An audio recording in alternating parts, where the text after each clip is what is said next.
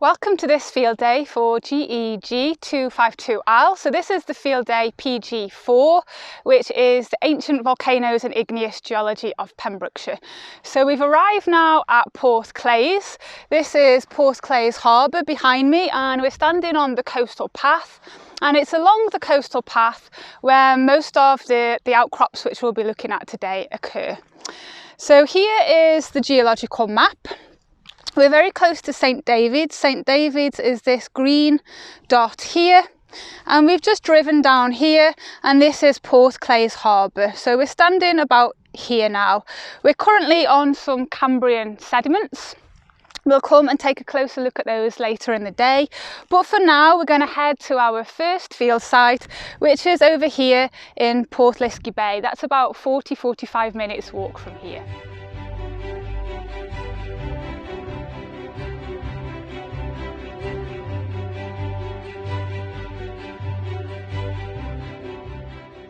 Okay, so we've arrived at locality 1.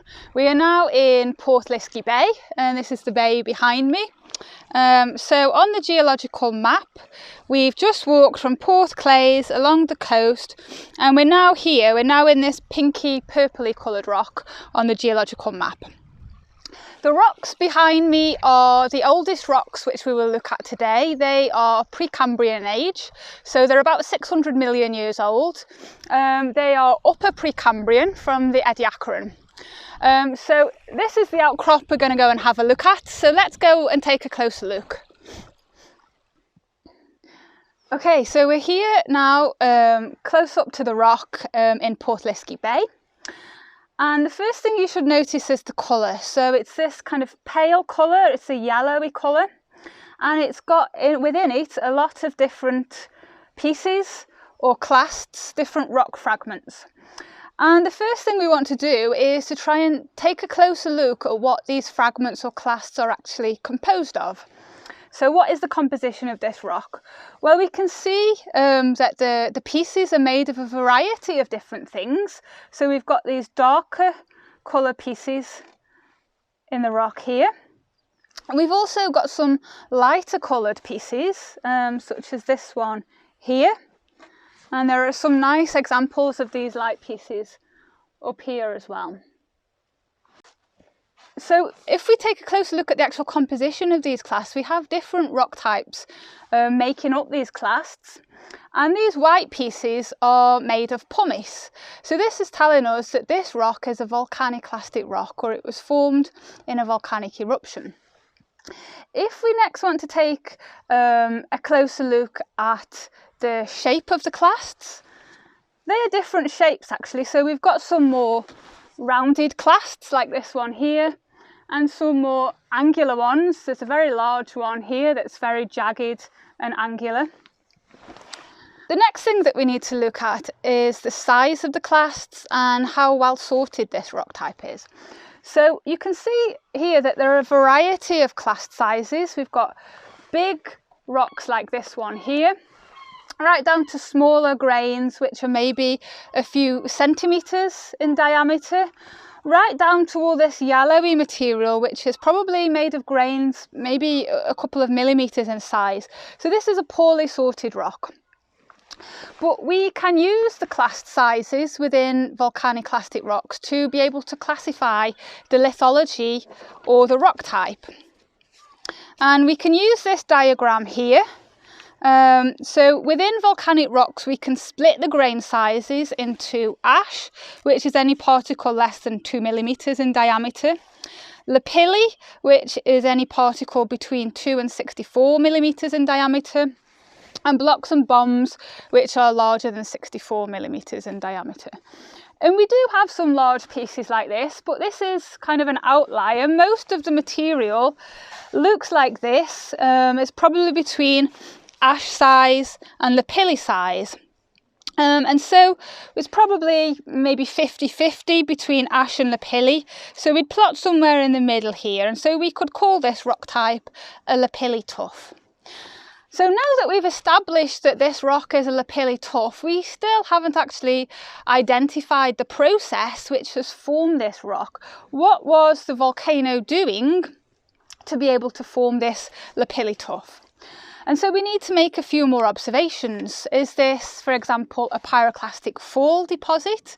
Or is this, for example, a pyroclastic flow deposit? Well, some of the observations we've made in terms of the sorting, the fact that it's poorly sorted, and the fact that we have quite a range of different clast types in here, might be indicating that we have a pyroclastic flow deposit. And to also support that theory, this rock is what we would call matrix supported. So we have the lapilli clasts, and around the lapilli clasts we have a matrix, or this finer grained ash. And this is really typical of a pyroclastic flow deposit. And so I think we can conclude that this was a pyroclastic flow that occurred here in Pembrokeshire 600 million years ago. So it is really old, and it's actually very well preserved given the age. Looking at the range of clast sizes here, we've got some big blocks and some fairly big pumice clasts as well. So it's probably fair to assume that although we don't know where the vent is for this rock anymore, it was probably somewhere not too far away from here in Pembrokeshire. So why do we have volcanic rocks here in Pembrokeshire? Well, back 600 million years ago, when we were at the end of the Precambrian, the UK and South Wales, well, was situated near the South Pole. So this map here is looking towards the South Pole, which is here, and the UK, South Wales, is just here, very close to the South Pole. And we were actually on the edge of a supercontinent which was called Pannotia. So because we were near a plate tectonic margin at this time, that is what caused this explosive volcanism to occur and produce this pyroclastic flow deposit.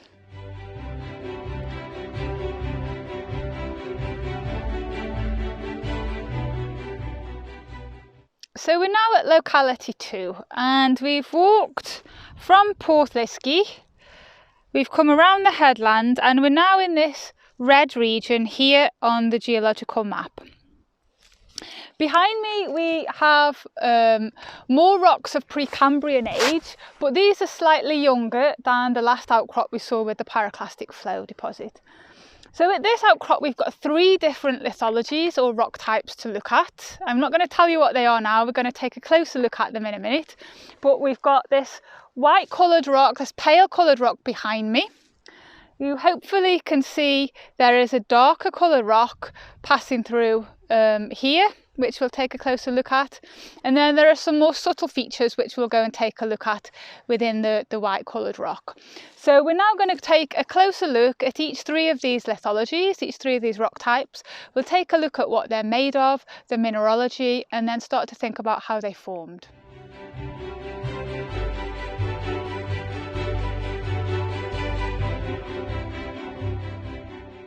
So first of all, let's take a look at the first lithology. We'll call this lithology 1 for now, the first rock type. This is a pale colour, which is the first thing that we should notice. And when we take a closer look at the rock, we can see that it's formed of crystals. So it's quite different from the last rock. The last rock we had individual pieces of rock or clasts which were forming the rock. This rock is made of crystals, and these crystals are interlocking together. And we need to try and identify the types of crystals or the minerals which are forming this rock so that we can identify the rock type. So this is quite weathered. We've broken off a fresher piece here, and if I take a closer look at this with my hand lens, we can start to identify the minerals which are present within the rock. So within this rock I can see that there are interlocking crystals of quartz, interlocking crystals of feldspar, and also of biotite. Now these crystals are, in terms of their grain size, they are maybe a couple of millimetres across each individual crystal. And so we'd call this rock a phaneritic rock. That is one way in which we can see the individual crystals with our naked eye. Now, to try and help us identify the rock type, we can use a chart, this block diagram, to help us identify the rock in terms of the mineralogy. So we learned that there was quartz, which is here. We also have feldspar, and I can tell that this is autoclase feldspar because it's a pink colour. And we also have biotite, which is listed here. So the rocks which composed of all of these minerals, we can use this block diagram to tell us that this is a granite. So these crystals are quite large and they're interlocking together, and that's telling us that this is a rock which would have sat underground as molten magma and would have cooled over a long period of time. And this would have allowed a long period of time for these crystals to gradually grow and grow larger and larger until the rock becomes a solid rock. So this is a granite. It's what we call an intrusive rock. So this never erupted through a volcano.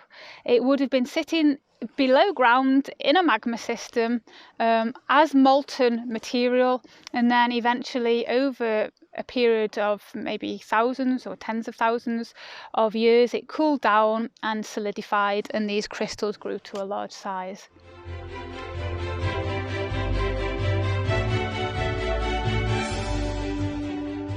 Okay, so here my hand is now on what we will call for now lithology 2 or rock type 2.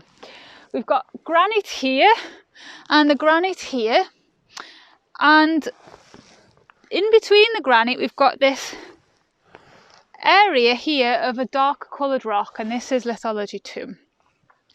You should notice it's a much darker colour compared to the granite. It's sort of dark grey blacky colour, although it has weathered to a green colour, but that's alteration. So originally, if we could see a fresh surface, it would be a very dark grey to black colour. If we look at the crystals, this rock is also formed of interlocking crystals, just like the granite was, but this time the crystals are much smaller in grain size. We can't really see individual crystals now with the naked eye. We'd have to look at this under the microscope to try and get a better idea of what minerals are in this rock. But I can tell you that within this rock we have plagioclase feldspar and pyroxene. And we can use this diagram again to help us to try and work out what rock type we are. So rocks where we have plagioclase feldspar, which is here, and pyroxenes are called gabbros. Again, we know this is an intrusive rock. It cooled slowly. The grain size is slightly smaller than the granite though, so it probably cooled faster than the granite, but it also cooled underground. This never erupted. So it would have been injected in the magma chamber below the ground and gradually solidified to form this solid rock. The fact that this is a finer grained gabbro, we can call it a micro gabbro, or sometimes you might hear this rock type being referred to as a dolerite. It's the same thing, just the dolerite is maybe more of an old-fashioned name.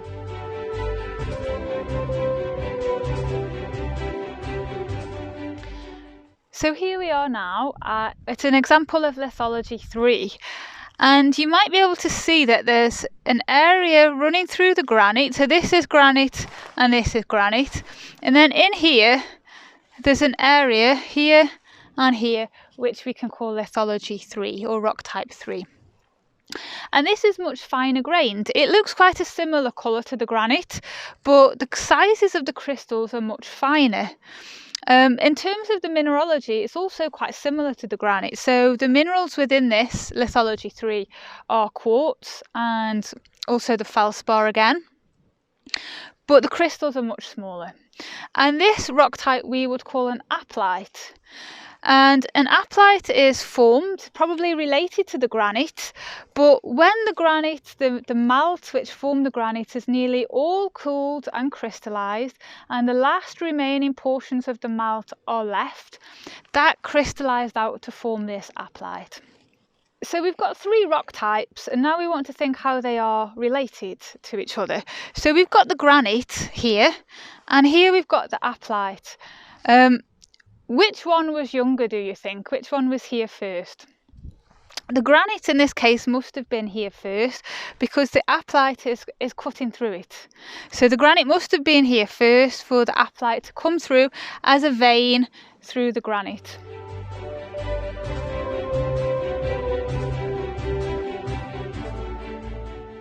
What do you think the relationship is between the microgabbro and the granite on either side? Which one was here first?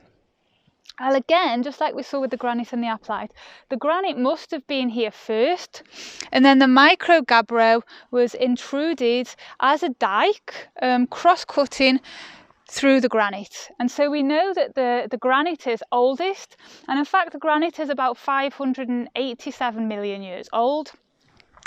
And this microgabbro dike is slightly younger. This is about 560 million years old. So in summary of what we've seen so far, we have the pyroclastic rocks at the last locality, which were about 600 million years old. And then the intrusive rocks at this outcrop were intruded afterwards.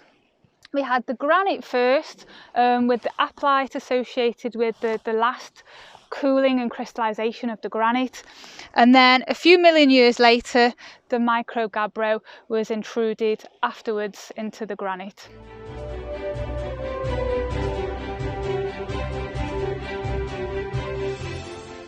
So we've continued to walk down the coastal path, and we've now reached locality 3, which is just down there. We can see beneath us.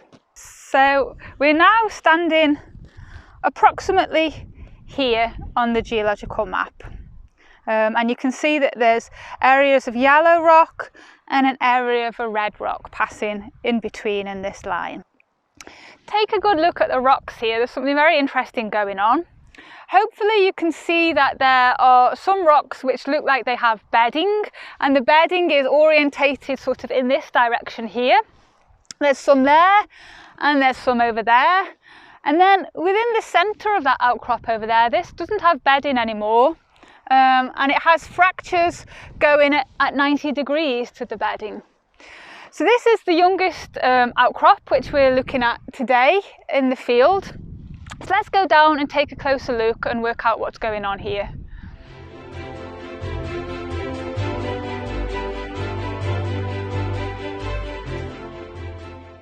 So we're now here in the centre of locality 3, and this is what the rock type looks like. You can see again, first of all, if we look at the colour, that it's almost sort of a greeny colour, but again, like at the last site, this is a product of weathering and alteration. If we found a fresher surface, this would be a dark grey, black coloured rock. If we look closer up, then again we can see that this is also made of crystals which are interlocking with each other. In terms of the grain size, these crystals are probably about 1 millimetre across in size. And if I were to get my hand lens and look at this, I would see that these crystals are predominantly plagioclase feldspars and pyroxenes. So again, this is telling us that this is a basaltic composition rock, and based on the grain size of these crystals, we could also call this a microgabbro. So we've now moved to the edge of the microgabbro, and I am standing on the boundary here. You can see that the boundary is running through here. And on this side is the microgabbro, and over here is a sedimentary rock. These are Cambrian marine sediments which were laid down in the sea during the Cambrian times, and we know this because they contain sedimentary features such as cross-lamination. If we want to look at the microgabbro now at the edge, it actually looks quite different to the previous place where we looked at it in the middle. The main difference now is that the grain size is much finer, and this is related to the rate of cooling. So the middle was much more coarse grained. This means that the middle of this microgabbro cooled slowly, and the edge cooled much faster. It was in contact with these marine sediments, and so it cooled faster, and this is called a chilled margin. And this means then that the crystal sizes are much smaller than in the centre. And if we were to go to the other margin as well and look on the other side, we see exactly the same thing. So we have a change of grain size from coarser in the middle of the microgabbro to finer at the edge, or the chilled margin.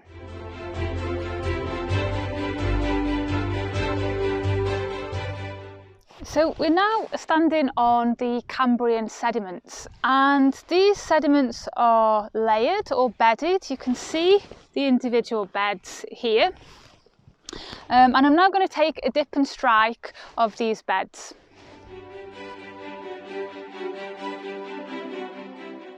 So I'm going to provide you with the dip and strike measurements that I took, so you have some quantitative data here, but you can see just by looking that the dip, which is this surface here, it's very steeply dipping.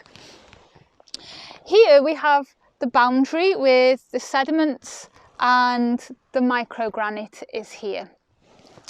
The sediments close to the boundary have been baked. You can see they have a greenish kind of colour here, and they've been baked and altered because of the heat of this microgranite. So if we now try and build up a picture of what happened here, these sediments would have been laid down on the seabed within the Cambrian period, and they would have been laid down horizontally, one on top of each other, like this. At some point then, much later, and actually within the Ordovician period at about 450 million years ago, we had the intrusion of the microgabbro. Now, we can call this a sheet intrusion, but we can be more specific than that, and we can call this intrusion a sill, and that's because it's running parallel to the bedding of the surrounding sediments. So this is a sill. It was intruded much later, so we've got Cambrian sediments, the intrusion of the Ordovician sill about 450 million years ago. So why was igneous activity occurring within Pembrokeshire 450 million years ago? Well, again at this point we were on a plate boundary. So within the Ordovician period, this is a map, a reconstruction of the plate tectonic configuration. This point here is the South Pole, and Wales was situated down here in Avalonia. Scotland was over here on a continent called Laurentia, and between Scotland and Wales and England, we had an ocean called the Iapetus Ocean. So at this point, we were on a plate margin. We were actually just a bit behind the edge of the plate margin. We were in a setting called a back arc basin. So I showed you this in the introductory video. The main volcanic chain was situated here, where the Lake District is today actually. And so we had subduction coming here underneath the plate we were on, and South Wales was situated here in an extensional tectonic setting, which can sometimes cause magmatism here, and so we were in somewhere called the Welsh Basin, and so that is why we have a lot of Ordovician igneous rocks in South Wales. Now, I told you that these marine sediments would have been laid down horizontally, and they're clearly not horizontally anymore. They've been tilted to a very steep angle, and all this happened at a later time in something called the Caledonian orogeny, which has overturned all of this outcrop here, and actually a lot of the rocks within North Pembrokeshire. So what happened here was that the Iapetus Ocean began to close, and we moved south of England, and Wales moved together and joined with Scotland, and that created a huge mountain belt and actually overturned this outcrop.